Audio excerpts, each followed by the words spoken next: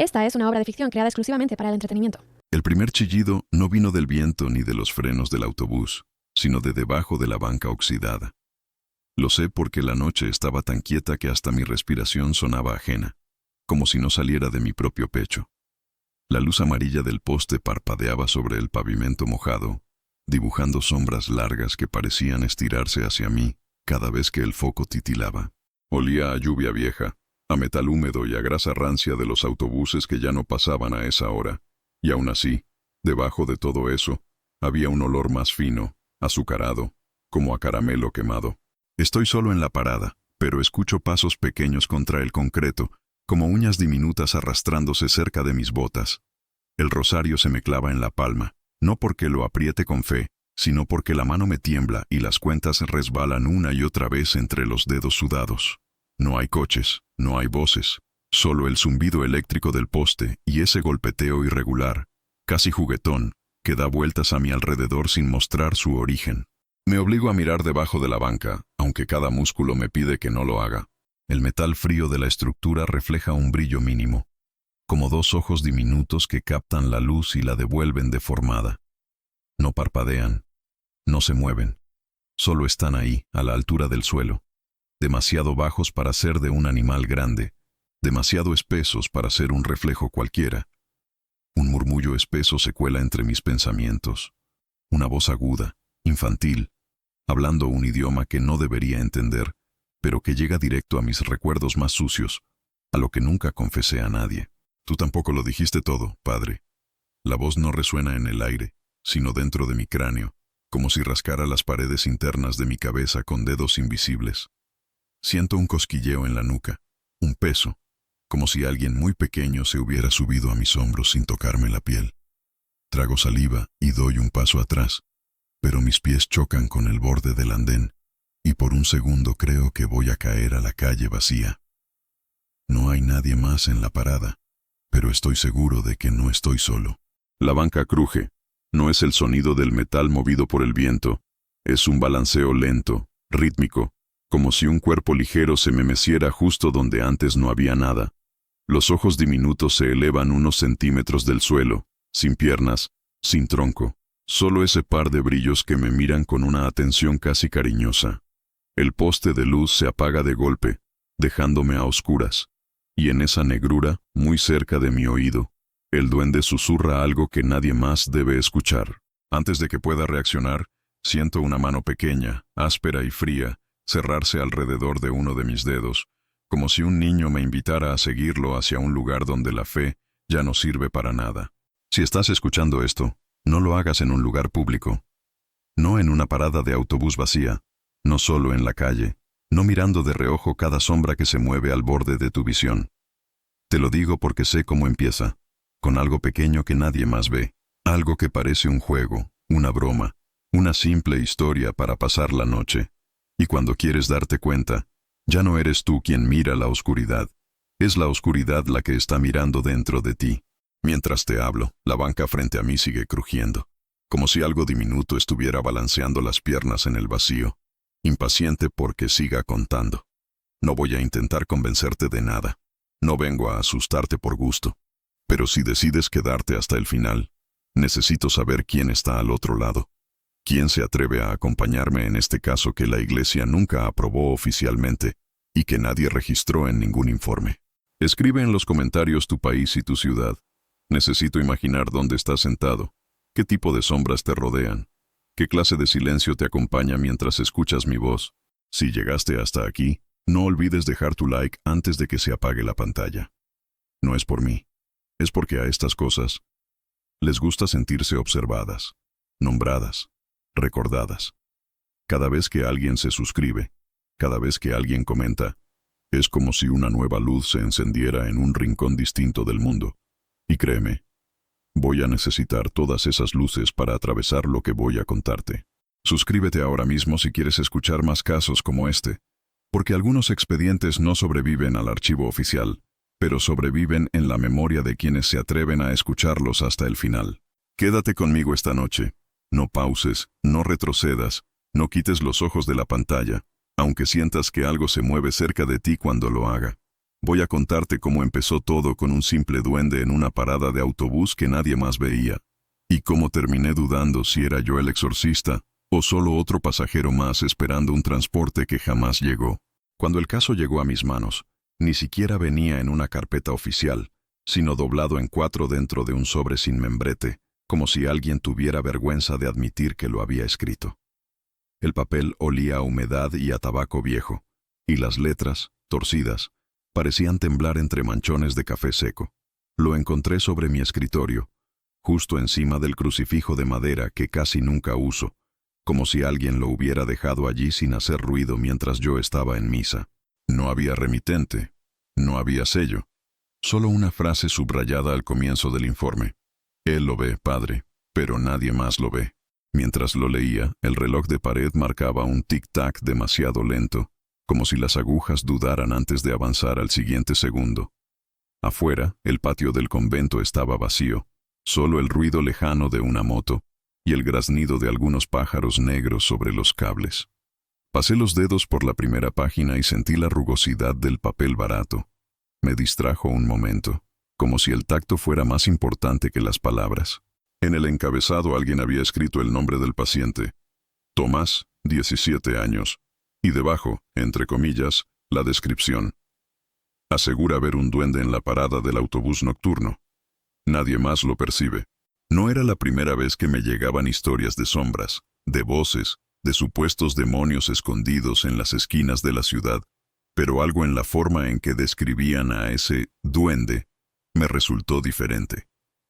No aparecía en casas antiguas ni en cementerios, sino en un lugar demasiado común, demasiado cotidiano, una parada de autobús de barrio entre grafitis borrosos y anuncios de comida rápida. El texto mencionaba una banca de metal, un poste de luz defectuoso y varias quejas de vecinos por ruidos nocturnos, risas infantiles y susurros, aunque nadie lograba ver a ningún niño en las cámaras de seguridad. La policía había archivado los reportes como vandalismo juvenil, la parroquia local como superstición. Fue el párrafo final lo que me hizo cerrar los ojos por un instante y apretar los dientes. El muchacho afirma que el duende le habla de cosas que nadie podría saber. Recuerdos de su infancia, culpas privadas, pensamientos que nunca expresó ni siquiera en confesión. Sentí una punzada en el estómago, esa mezcla incómoda entre curiosidad y rechazo, como cuando uno reconoce un olor familiar que preferiría haber olvidado. No era solo un fenómeno visual, era algo que penetraba en la intimidad del alma, algo que cruzaba la frontera entre la alucinación y la acusación espiritual. Ese tipo de detalle, en mi experiencia, nunca es casual. Guardé el papel dentro de una carpeta de cuero ya gastada, la misma donde coloco los casos que oficialmente no existen. Cuando la cierro, el cuero cruje con un sonido seco, casi como un suspiro resignado, y durante un segundo siempre tengo la impresión de que la carpeta pesa más de lo que debería.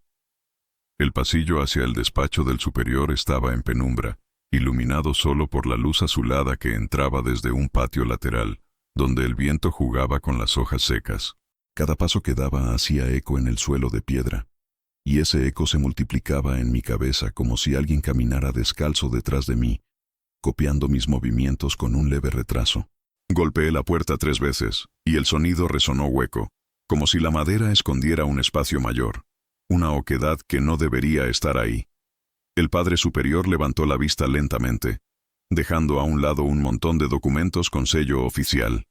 Sus ojos cansados se clavaron en la carpeta de cuero que yo apretaba contra el pecho. No hizo falta explicarle de qué tipo de expediente se trataba. Reconoció el objeto, la textura, el peso simbólico que arrastra. Otra historia sin firma, murmuró, sin preguntar si estaba seguro de lo que hacía. Sabes que, si aceptas esto, lo haces solo. Mis dedos jugaron con el borde de la carpeta, sintiendo la costura irregular bajo la yema. Había aprendido, con los años, que los casos que no llevan sello oficial son los que más se te quedan pegados a la piel, los que regresan en sueños, los que te miran desde las esquinas de tu cuarto cuando apagas la luz. Respiré hondo y noté el aroma a incienso viejo y papel envejecido mezclarse en el despacho, un olor que siempre me recordaba que la iglesia tiene más secretos de los que muestra en vitrales y sermones. Lo sé, respondí. Pero si este muchacho realmente escucha lo que no debería ser escuchado, alguien tiene que ir a la parada antes de que deje de ser solo él quien lo ve. El superior no dio su bendición ni su aprobación formal. Simplemente hizo un gesto cansado con la mano, como quien aparta una mosca que siempre vuelve. Su silencio pesó más que cualquier mandato. Tomé eso como un permiso tácito, pero también como una advertencia. Si algo salía mal, no habría informes, no habría respaldo, solo mi palabra contra la nada. Al salir del despacho, el pasillo parecía más largo, y el eco de mis pasos, más denso, como si caminara dentro de un tubo respirando el aire de otro. En mi habitación, mientras preparaba una pequeña bolsa con lo necesario, un crucifijo sencillo, agua bendita, un pequeño ritual aprobado y otro no tanto, sentí algo que me irritó, una chispa de expectativa. Era un sentimiento vergonzoso para alguien en mi posición, pero real. Cierta curiosidad morbosa, como si una parte de mí quisiera comprobar hasta dónde podía llegar aquello que la mayoría llama cuento de barrio. El documento hablaba de un duende, una palabra casi infantil, ridícula si se la pronuncia en voz alta dentro de un convento. Pero sabía por experiencia que las cosas más peligrosas suelen escoger nombres inofensivos para entrar en la casa. Cerré la puerta de mi cuarto y el clic de la cerradura sonó demasiado alto en el silencio del pasillo. Mientras bajaba las escaleras hacia la calle, el crujido de los peldaños de madera me recordó una risa contenida, una burla que no encontraba aún de dónde venía. La ciudad me recibió con el ruido lejano de motores, ladridos aislados y el murmullo constante de vidas que no imaginan lo que se mueve entre sus rutinas. Mientras me encaminaba hacia la parada de autobús donde un muchacho aseguraba ver a un duende que nadie más veía, no podía quitarme de la cabeza una pregunta absurda y peligrosa. ¿Y si esta vez no fuera el espíritu el que necesitaba exorcismo, sino el lugar, o incluso mi propia capacidad de creer en lo que veo? La calle que me llevaba a la parada de autobús olía a humedad vieja, a restos de comida abandonada y gasolina reseca sobre el asfalto. Las luces de los edificios parecían flotar en la distancia, como pequeños rectángulos amarillos suspendidos en el aire, demasiado lejos para ofrecer algún tipo de refugio real. Cada vez que un coche pasaba, el ruido de los neumáticos sobre los charcos rompía el silencio por unos segundos y luego lo dejaba aún más compacto, más pesado. Sentía el peso del crucifijo contra mi pecho, no como protección, sino como un recordatorio incómodo de cuántas veces había dudado de su eficacia en lugares como el que me esperaba. En el trayecto, evitaba mirar directamente a las ventanas iluminadas. No me gusta ver a las personas en su rutina nocturna cuando voy camino a un caso. Me hace pensar que ellos tienen una normalidad que yo no volveré a tener, que hay cenas, risas, discusiones triviales de pareja, mientras yo camino hacia otro agujero en la tela de lo real. Un perro ladró detrás de una reja, pero su ladrido se cortó de golpe, como si hubiera recordado algo, como si hubiese reconocido el olor de lo que caminaba conmigo sin pisar el suelo. No escuché nada a mi lado, pero la piel de mis brazos se erizó como si alguien hubiera soplado muy despacio sobre mis vellos. La parada estaba a 2 cuadras de distancia cuando vi por primera vez la luz intermitente del poste. Parpadeaba con un ritmo irregular, como un ojo fatigado que lucha por seguir despierto. A cada titileo, la silueta de la banca aparecía y desaparecía, rodeada de papeles tirados, colillas de cigarro y una lata aplastada que rodaba un poco con el viento. No había nadie esperando el autobús, aunque el horario nocturno todavía estaba en funcionamiento. Eso ya era una señal en sí misma. El sonido cambió cuando llegué a la esquina. El ruido de la ciudad se hizo más distante, como si alguien hubiera bajado el volumen de golpe. Ya no se distinguían las conversaciones lejanas ni los motores. Quedaba solo una especie de zumbido, como el de un televisor antiguo encendido en una habitación vacía. Ese tipo de silencio no es natural al aire libre, pertenece más a espacios cerrados, a sótanos, a cuartos donde algo quiere que prestes atención únicamente a él. Mis pasos sobre la acera parecían ajenos, como si escuchara a otra persona caminar con mis zapatos. Me detuve a unos metros de la parada, observando cada detalle con la atención entrenada de quien sabe que los lugares hablan antes que las personas. El techo de metal tenía manchas de óxido, y uno de los paneles laterales estaba cubierto por un grafiti descolorido con la cara de un payaso sonriente, ahora deformada por el tiempo. Sobre la banca, alguien había grabado nombres con una llave o una navaja. Las letras se cruzaban entre sí formando una maraña ilegible de identidades superpuestas. Un anuncio de comida rápida colgaba torcido, moviéndose apenas con la brisa, produciendo un crujido suave y constante, como una respiración artificial. Entonces, escuché el primer sonido. No fue una voz clara ni un murmullo reconocible, sino un golpecito seco, como si algo pequeño hubiera dejado caer sus pies desde la banca hasta el metal. No había nadie sentado, al menos no a simple vista. El asiento estaba vacío, pero el ruido se repitió, rítmico, como un niño golpeando el banco con los talones. El eco de esos golpecitos se mezcló con el zumbido del poste de luz, creando un patrón extraño que mi mente empezó a seguir casi contra mi voluntad. Recordé la descripción del informe. Risas infantiles, ruidos de pasos pequeños, susurros, pero ninguna persona visible en las grabaciones. No escuchaba risas, pero sí una especie de ronroneo bajo, un sonido apenas audible, como si alguien tarareara una melodía sin abrir la boca. Me acerqué un poco más, notando cómo el aire cambiaba de temperatura, un pequeño descenso, casi imperceptible, justo frente a la banca. Era como cruzar una línea invisible entre la calle normal y un fragmento de espacio que no obedecía del todo las mismas reglas. Hice el gesto de bendecir el lugar, pero la mano se me quedó a medio camino. Algo en mí no quería provocar, no todavía, no sin entender qué tipo de presencia jugaba allí a ser visible solo para algunos.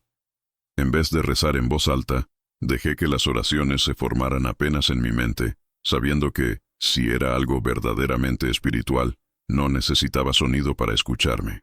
En ese momento, una lata vacía que estaba en el suelo rodó sola 2 metros hacia la parada, deteniéndose justo debajo de la banca, como si alguien la hubiera empujado desde un ángulo que yo no podía ver. Un autobús cruzó la avenida sin detenerse, a pesar de que esa era una parada oficial. El conductor ni siquiera miró hacia el lado. Su rostro pasó como una máscara iluminada por el interior del vehículo, mirando fijo hacia adelante. La ausencia de pasajeros esperando, unida a ese gesto de ignorar totalmente el punto de parada, me dio una sensación de lugar evitado, como si todos, sin decirlo, hubieran acordado no detenerse allí. No era un espacio abandonado, era un espacio esquivado, y eso siempre dice más. Tomé aire y finalmente me decidí a sentarme en la banca. El metal estaba frío, demasiado frío para la temperatura de la noche, como si no hubiera sido tocado por ningún cuerpo humano en mucho tiempo. Al apoyar las manos a cada lado, sentí una vibración leve, un temblor sutil que no venía del tráfico ni del viento. Era una especie de cosquilleo constante, como si algo se estuviera riendo sin emitir sonido. Me quedé quieto, contando mentalmente cada latido, esperando a que la presencia que el muchacho decía ver decidiera manifestarse ante este visitante nuevo. No tuve que esperar mucho. A mi derecha, justo en el extremo de la banca, el aire pareció doblarse, como si el calor saliera de la nada en una pequeña columna invisible. Una sombra diminuta, de contornos borrosos, se recortó por un segundo contra el panel del anuncio, demasiado baja para ser una persona, demasiado definida para ser un simple juego de luces. No vi un rostro, no todavía, pero sentí la certeza infantil y brutal de que alguien, algo, se acababa de sentar a mi lado, colgando las piernas en el vacío con una paciencia que ningún niño normal tiene a esas horas de la noche. La primera reacción fue negar lo obvio. Mi mente, entrenada para separar lo patológico de lo espiritual, se apresuró a buscar una explicación. Cansancio, sugestión, juego de sombras. Pero entonces, el peso en la banca cambió. El metal se hundió levemente a mi derecha, lo suficiente para hacer que mi cuerpo se inclinara 1 centímetro hacia ese lado, como cuando alguien se sienta junto a ti en un banco vacío y el equilibrio se ajusta sin pedir permiso. No escuché respiración, pero sí un roce. Tela áspera contra el metal, como si unas piernas pequeñas se movieran adelante y atrás, balanceándose. No eran pasos, no eran golpes. Era un movimiento contenido, casi disciplinado, como si la criatura supiera exactamente cuánta atención quería atraer. Mi mano, apoyada sobre la superficie helada, percibió un cambio sutil de temperatura alrededor de mis dedos, una calidez mínima que se acercaba y se alejaba, como si algo invisible los oliera. Curioso. No me atreví a girar la cabeza del todo. Mantuve la mirada fija en el frente, observando cómo el poste seguía parpadeando, marcando un compás irregular para lo que estaba a punto de suceder. Fue entonces cuando escuché la primera palabra. No salió del aire, ni de mi lado, ni de mi espalda. Resonó directamente dentro de mi oído derecho, como si alguien hubiera pegado su boca muy cerca, sin rozar la piel. Tarde, padre. Hoy llegó tarde. La voz era aguda, pero no infantil. Tenía un timbre quebrado, como si muchas gargantas hubieran hablado a través de una sola boquita demasiado pequeña. Cada sílaba arrastraba un eco pegajoso, un murmullo superpuesto de otras voces que nunca terminaban de hacerse claras. Tragué saliva y por un instante pensé en ponerme de pie y marcharme, declarar el lugar como contaminado y dejar el caso en manos de alguien con más fe o menos memoria. Pero el miedo no llegó como un golpe repentino.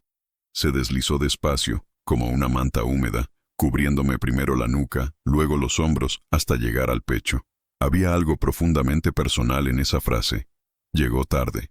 La puntualidad había sido una obsesión en mi formación, una forma de expiar culpas antiguas que nunca confesé del todo, y ahora esa pequeña cosa lo usaba como si hubiera estado escuchando mis pensamientos durante años. ¿No has preguntado por él?, continuó la voz, esta vez resonando un poco más atrás, como si se hubiera subido al respaldo de la banca. Me dolía el cuello de contener la necesidad de girar la cabeza, de confirmar con la vista lo que mis otros sentidos ya aceptaban a regañadientes. Tomás no vino hoy, añadió, arrastrando el nombre con una especie de placer viscoso. Lo dejaste solo demasiadas noches. Cada vez que pronunciaba una palabra, sentía una presión en el pecho, como si mi corazón tuviera que bombear más fuerte para mantener el ritmo. El nombre del muchacho, dicho así, con esa familiaridad, me encendió una alarma que nada tenía que ver con los manuales de demonología. No era solo que supiera quién era la supuesta víctima, era la manera en que lo formulaba, como cuando un niño acusa a un adulto delante de todos, pero aquí no había público, solo nosotros dos en la penumbra. Tomás no es tu hijo, susurró. Pero deberías haberlo sido. Ese comentario, absurdo, imposible, me pinchó en un lugar interno que creía bien sellado, un rincón de decisiones pasadas, de caminos que nunca tomé. Inspiré despacio, dejando que el aire frío de la noche se mezclara con el olor metálico y rancio de la parada. Decidí hablar, finalmente, aunque la voz me salió más baja de lo previsto. No vine a hablar contigo, dije. Vine a ver qué es lo que atormenta al muchacho. La frase sonó hueca incluso para mí, como si repitiera un discurso profesional detrás del cual ya no me escondía del todo. El duende, si es que era correcto llamarlo así, soltó un sonido que no pude identificar como risa o tos, algo entre ambas cosas, áspero, pegajoso. No lo atormento, replicó. Solo le muestro lo que ustedes esconden. La vibración en el metal se intensificó. Pude sentirla subir desde la base de la banca hasta mis manos, un cosquilleo insistente que hacía que los dedos se me tensaran. Él viene aquí porque nadie escucha lo que sabe. Y tú vienes porque nadie quiere escuchar lo que tú callas. La forma en que encadenaba las ideas era demasiado precisa para ser una simple alucinación estructurada por mi subconsciente. Había una inteligencia ahí, una que se alimentaba de observar y mezclar. Sin mover la cabeza, dejé caer la vista un poco hacia abajo, hacia el suelo frente a nosotros. Pude ver unas sombras pequeñas, borrosas, que no coincidían con las líneas lógicas de luz del poste, unas piernas diminutas, colgando, pero sin pies claros, sin forma definida. Se balanceaban despacio, marcando un compás que no seguía al viento ni a mi respiración. Cada oscilación parecía empujar un poco más el aire hacia mí, como si, con cada balanceo, se acercara 1 milímetro a mi costado. Me atreví por fin a girar apenas la cabeza, lo suficiente para enfocar con el rabillo del ojo la zona a mi derecha. No vi un cuerpo completo. Vi primero 2 puntos de luz, 2 reflejos mínimos a la altura de donde deberían estar los ojos de una criatura baja. No brillaban como ojos de animal. No tenían ese resplandor orgánico. Eran más bien como 2 pedacitos de vidrio sucio atrapando la luz del poste y deformándola hacia adentro. Sentí que mi garganta se cerraba cuando uno de esos puntos de luz pareció inclinarse, como si ladease la cabeza para mirarme con curiosidad mal disimulada. Ahora sí llegaste a tiempo, susurró. Él ya no. Hubo una pausa densa, en la que hasta el zumbido del poste pareció alejarse, como si la noche estuviera conteniendo la respiración. Si quieres ayudarlo, padre, vas a tener que sentarte aquí muchas noches, continuó la voz, y dejar que hablemos de lo que nunca dices en el confesionario. En ese momento, el frío del metal se transformó en algo peor, en una sensación de manos diminutas que se arrastraban por debajo del banco, buscando el lugar exacto donde agarrarse para no soltarme nunca más. No respondí de inmediato. Cada palabra suya se me quedaba adherida por dentro, como si en lugar de aire hubiera tragado ceniza caliente. Una parte de mí quería levantarse, hacer el rito más básico, expulsar, ordenar, imponer autoridad, como enseñan los manuales y los entrenamientos supervisados. Pero otra parte, la que conocía el peso de mis propias omisiones, sabía que eso sería mentirle, no al duende, sino a mí mismo. Tú no eres lo que dices ser, conseguí articular, aunque la voz me tembló. No eres un simple espíritu de este lugar. No estaba seguro de por qué lo decía, pero la frase salió como si hubiera estado esperando años para encontrar la boca por donde escapar. La banca vibró apenas, como si la criatura hubiese cambiado de postura, acomodándose. Yo no digo lo que soy, respondió. Ustedes me ponen nombres para sentirse mejor. La lógica de esa respuesta me golpeó con más fuerza que cualquier insulto. Pasamos la vida clasificando lo que no entendemos: demonio, entidad, influencia, trauma, enfermedad. Cada etiqueta funciona como una distancia, como un guante. Te permite tocar sin ensuciarte los dedos. Pero allí, en esa parada, con el metal frío pegado a mi piel, sentí que me habían quitado el guante sin preguntar. ¿Qué quieres de Tomás?, pregunté, volviendo al motivo oficial de mi presencia. El nombre del muchacho sonó extraño después de todo lo que la criatura había insinuado sobre mí. Un silencio breve se instaló, como si estuviera evaluando la respuesta que más daño pudiera hacer. Cuando habló, la voz pareció más cercana, justo detrás de mi oreja. Que deje de fingir que no sabe lo que vio, dijo. Y que tú dejes de fingir que no te reconoces en él. Esa frase tocó algo que me apresuré a negar, como quien cierra una puerta con demasiada fuerza y termina llamando más la atención. Recordé, sin querer, a otro joven de ojos asustados, hace muchos años, en otra ciudad, sentado frente a mí en un confesionario casi vacío. Recordé la forma en que lo escuché sin intervenir a tiempo, sin ir donde debía, escudándome en protocolos y jerarquías. Las luces de un coche se acercaron por la avenida y durante unos segundos bañaron la parada con un resplandor blanco. En ese instante fugaz pude ver mejor la silueta a mi derecha. Algo pequeño, encorvado, con extremidades demasiado largas para su tamaño, como si hubiera sido estirado por dentro. La cara seguía fuera de foco, una especie de mancha oscura con esos dos brillos inmóviles donde deberían estar los ojos. Cuando el coche pasó de largo, la imagen se deshizo, pero la sensación de volumen, de presencia concreta, permaneció. Tomás viene cada noche, continuó la voz. Se sienta donde estás tú ahora. La banca emitió un quejido suave, como si recordara otros pesos, otras noches. Él habla solo, pero en realidad me escucha a mí. Y tú sabes cómo son a esa edad. Creen que inventan sus propios pensamientos. Un murmullo de risas superpuestas, apenas audibles, se filtró debajo de sus palabras, como un coro lejano de ecos infantiles deformados. Sentí un impulso irracional de defender al muchacho, de decir que un chico de 17 años no tiene por qué cargar con ciertas cosas. Pero la criatura se adelantó a mi réplica. Le conté quién miente en su casa, quién lo mira con desprecio en la escuela, quién se ríe de sus rezos, susurró. Solo le mostré lo que ya estaba allí, escondido. La excusa era perfecta y monstruosa. No crear, sino revelar. No sembrar, sino excavar. Eso no te da derecho a tocarlo, dije, esta vez con más firmeza. El aire se tensó entre nosotros, como si una cuerda invisible se hubiera estirado al máximo. Tú tampoco tenías derecho cuando decidiste qué pecados escuchar y cuáles ignorar, contestó. Pero aquí estás, sentado conmigo, como si pudieras juzgar. La punzada de culpa fue tan inmediata que tuve que cerrar los ojos un segundo, conteniendo la náusea. El poste de luz lanzó un destello más fuerte, casi doloroso, y luego volvió a su parpadeo irregular. En ese destello, juraría haber visto algo escrito en el panel del anuncio, entre los colores desvaídos de la comida rápida. Una palabra trazada con marcador negro, apresurado. No tuve tiempo de leerla. La luz bajó de intensidad de nuevo, tragándose el mensaje. La sensación de estar siendo constantemente observado, tanto desde afuera como desde adentro, crecía como una presión en el cráneo. Me obligué a hacer lo que había venido a hacer: nombrar, delimitar, intentar trazar una frontera. No voy a dejar que sigas jugando con él, dije, ni conmigo. Saqué el pequeño frasco de agua bendita del bolsillo interior de la chaqueta, sintiendo el vidrio frío en la mano. No hice el gesto teatral de levantarlo.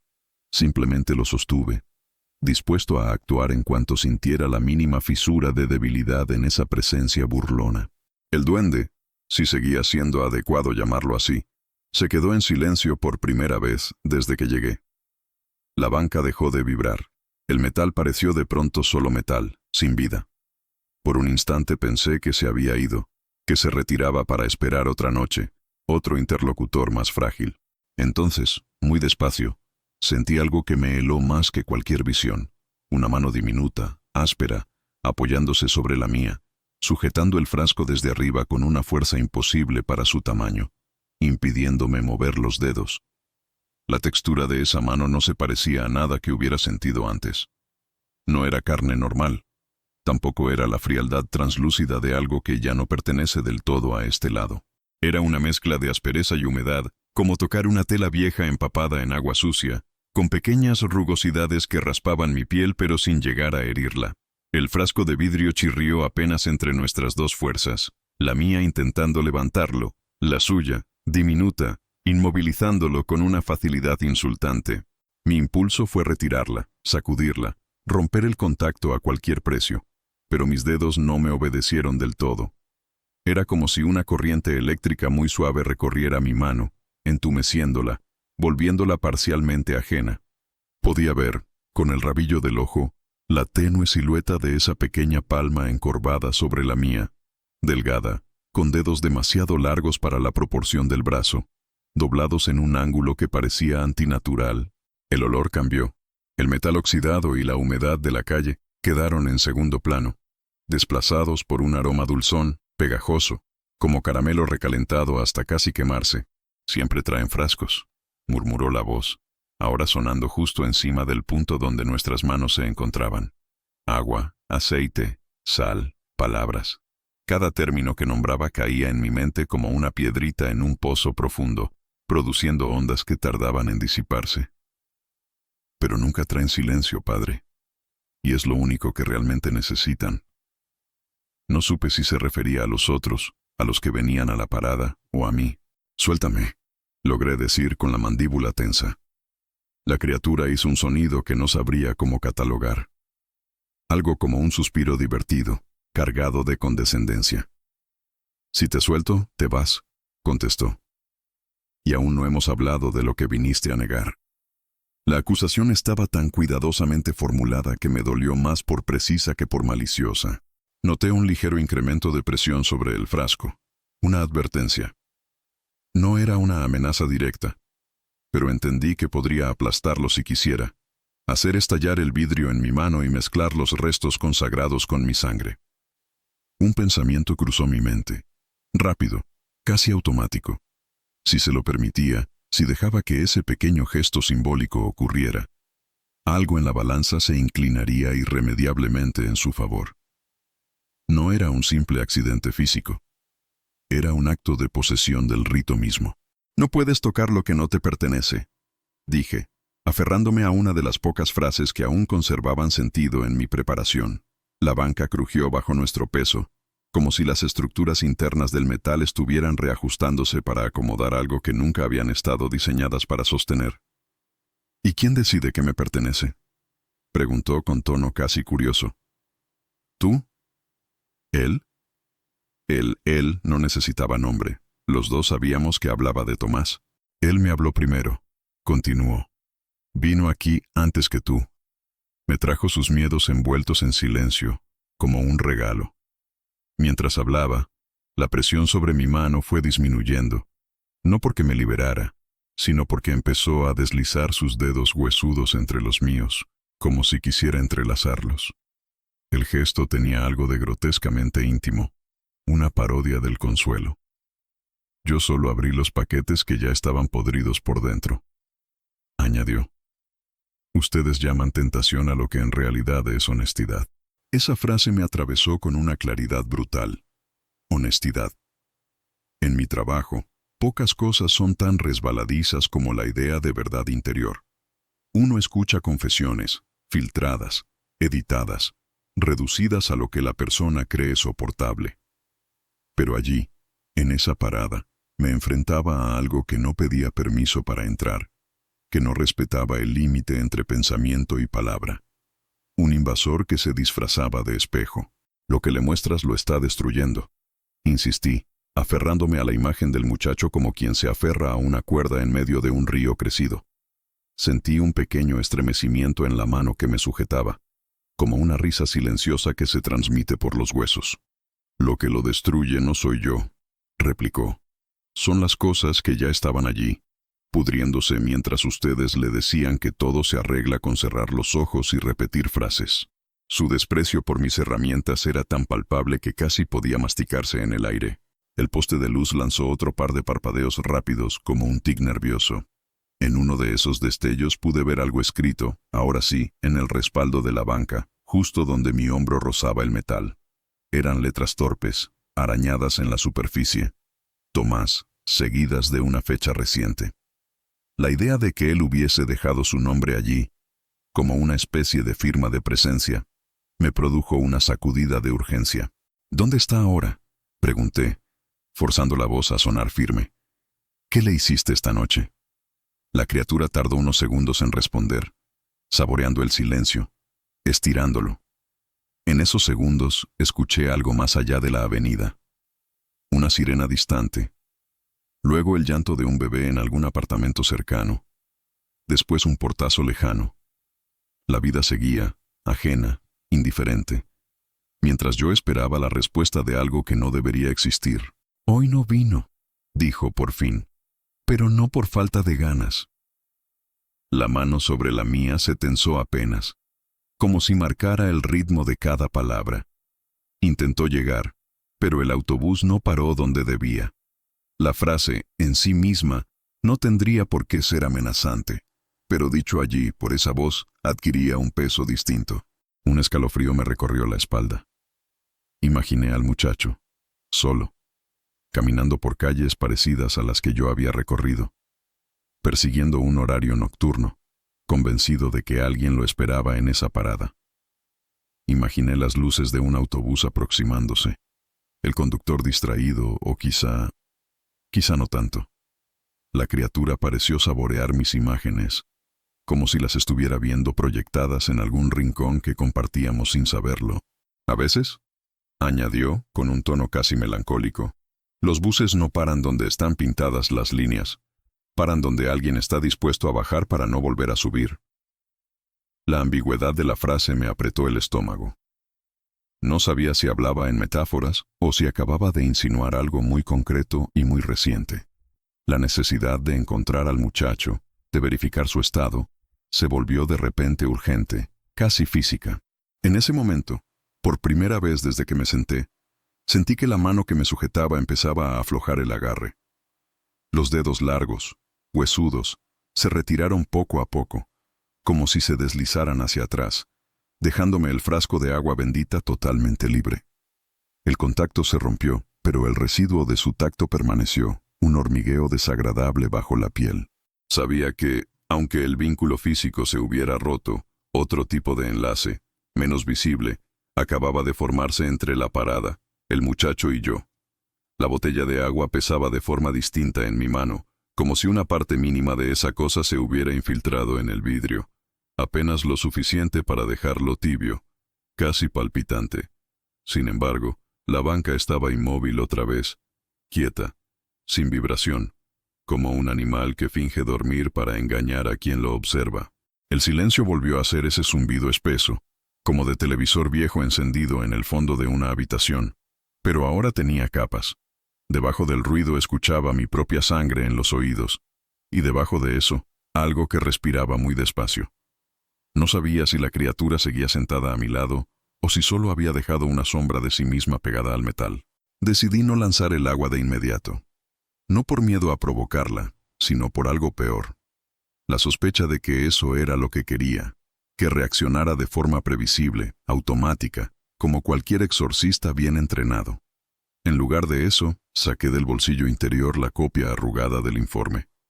El mismo papel húmedo y maltratado que había encontrado en mi escritorio, y lo abrí sobre mis rodillas. Las letras bailaban un poco a la luz intermitente, pero el nombre seguía allí, claro. Tomás, 17 años. Leí en silencio el párrafo donde describían sus episodios, los cambios de ánimo, el insomnio, las caminatas nocturnas hasta la parada. La nota añadida a mano por quien lo derivó mencionaba algo más. Insiste en que el duende sabe cosas del padre X que él nunca dijo a nadie. Esa línea, subrayada con tinta casi borrada, ahora ardía en la página como si alguien la hubiera escrito con fuego en lugar de bolígrafo. Comprendí con una lucidez desagradable que yo no era solo el exorcista asignado al caso. Era parte del caso mismo. Él habla de ti más que de mí, ¿sabes? Susurró la voz, esta vez un poco más lejos, como si se hubiera deslizado hacia el extremo opuesto de la banca. No vi movimiento, pero sentí el peso volver a repartirse sobre el metal, un leve hundimiento a mi izquierda. Dice que te escucha en la iglesia, pero que aquí escucha lo que callas cuando predicas. La acusación era casi elegante en su crueldad. Cerré el informe con un movimiento brusco, el papel protestando con un crujido seco. No iba a discutir detalles de mi vida interior con una entidad que se alimentaba precisamente de eso. No estoy aquí para hablar de mí, dije. Estoy aquí para poner límites. La palabra límites me supo a hierro en la lengua, un sabor denso que no sabía si venía de la noche o de mis propios nervios. La criatura pareció inclinar la cabeza, invisible pero palpable en el modo en que el aire cambió de densidad. Los límites son dibujos que hacen los adultos cuando tienen miedo de admitir que el suelo sigue, aunque no lo vean, respondió. A Tomás le gustan los dibujos. El detalle era tan específico que me obligó a recordar. En una de las hojas anexas, en la parte de atrás, había un garabato casi borrado, un bosquejo infantil de algo pequeño sentado en una banca, con las piernas colgando y dos agujeritos negros por ojos. Pasé los dedos por el borde de la carpeta, notando cómo me temblaban, pese a todos los años de práctica en mantener una fachada de hierro. Voy a ir a buscarlo, dije, al fin. Si le has hecho daño, no habrá rito suficiente para... No terminé la frase, porque sonó vacía incluso antes de salir completa. Amenazar a algo que se mueve en las grietas de la culpa es como gritarle al eco. Solo devuelve lo que tú pones. El duende se mantuvo en silencio unos segundos. Luego soltó un susurro que no supe si interpretar como consejo o burla. «Corre, padre», murmuró. «A algunos les gusta que llegues tarde, a otros no». La frase se clavó en mí con una precisión quirúrgica, conectando con aquella primera acusación sobre mi puntualidad, sobre las veces que no llegué cuando debía. Sentí el impulso físico de levantarme de golpe y echar a andar, aunque una parte racional sabía que huir sin más solo completaría el patrón que la entidad parecía disfrutar. Me puse de pie lentamente, cuidando que las rodillas no delataran el temblor que sentía. El metal de la banca hizo un sonido breve, liberando el peso acumulado, como un suspiro cansado. Durante un instante, tuve la certeza de que, si me giraba para mirar directamente el asiento, vería algo que no podría olvidar jamás. Así que no lo hice. Di unos pasos hacia la calle, sintiendo el cambio de textura bajo mis botas al pasar del cemento agrietado de la parada al asfalto, ligeramente húmedo de la avenida. El ruido de la ciudad volvió en oleadas. Motores, voces lejanas, un televisor demasiado alto en un tercer piso. Todo sonaba casi normal, pero yo ya no lo era del todo. En el aire, detrás de mí, flotaba la sensación de unos ojos diminutos observando cada uno de mis movimientos, midiendo la distancia que tomaba. Antes de alejarme del todo, me detuve y sin girarme, levanté la botella de agua bendita a la altura del pecho. No hice una oración larga ni una fórmula compleja. Apenas dejé caer unas gotas al suelo, justo en el borde donde terminaba la sombra de la parada. El líquido brilló un segundo bajo la luz del poste y luego se confundió con la humedad general del pavimento. No esperé un efecto espectacular. Ese gesto era menos un ataque y más una marca, como clavar una chincheta en un mapa interno. La voz reapareció, distante, casi ahogada por el zumbido eléctrico. «Te vas, pero volverás», dijo. «Nadie se sienta aquí una sola vez». Un escalofrío me recorrió la espalda, no por la amenaza, sino por la certeza de que decía la verdad. Hay lugares que, una vez que te aceptan como interlocutor, no te sueltan con facilidad. Seguí caminando sin mirar atrás, contando mentalmente los pasos hasta la esquina, como si cada número fuera un delgado hilo que me mantenía conectado al mundo cotidiano. 1, 2, 3, 4. A los 10 pasos, el ruido de la parada pareció apagarse por completo, como si hubiera cruzado un umbral invisible. Sin embargo, incluso al doblar la esquina y perder de vista el poste intermitente, la sensación de una mano diminuta aún cerrándose alrededor de uno de mis dedos me acompañó, pegada a la piel, recordándome que, aunque me alejara físicamente, una parte de mí seguía sentada en esa banca, balanceando las piernas en la oscuridad, esperando a que Tomás llegara, o a que alguien me dijera, con voz humana, si todavía estaba vivo.